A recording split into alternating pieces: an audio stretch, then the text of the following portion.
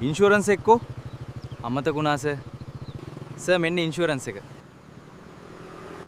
හරි අපි බලමු මේ වීඩියෝ එකේ විදිහටම කොහොමද ඉන්ෂුරන්ස් එක ෆෝන් එකේම බලාගන්න කියලා. ඔය කට්ටියන්ට ඉන්ෂුරන්ස් එක කරා යන්න අමතක වුණොත් බොරුවට දඩ ගෙවන්න ඕනේ නැහැ. ඔය කට්ටියන්ට කරන්න තියෙන්නේ ඔය කට්ටියන්ගේ ෆෝන් එක මුලින්ම ගන්න.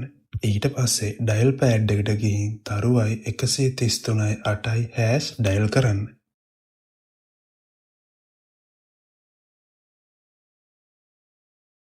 ඊට පස්සේ එන ඉන්ටර්ෆේස් එකේ සර්ච් බයි වෙහිකල් නම්බර් කියන එක දෙන්න.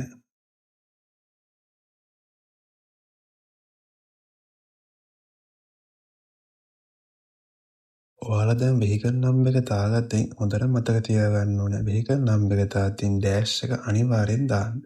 උදාහරණයක් විදියට BIJ -33යි 32. ඒ විදියට.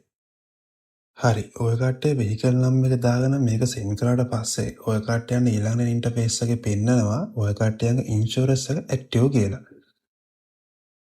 ඉතින් අදින් පස්සේ ඔයාලා බොරුවට ඉන්ෂුරන්ස් කාඩ් අරන් යන්න අවශ්‍ය වෙන්නේ නැහැ. මොකද ඔය කට්ටියන්ට දැන් ෆෝන් එකෙන්ම ඉන්ෂුරන්ස් එක බලා ගන්න පුළුවන්.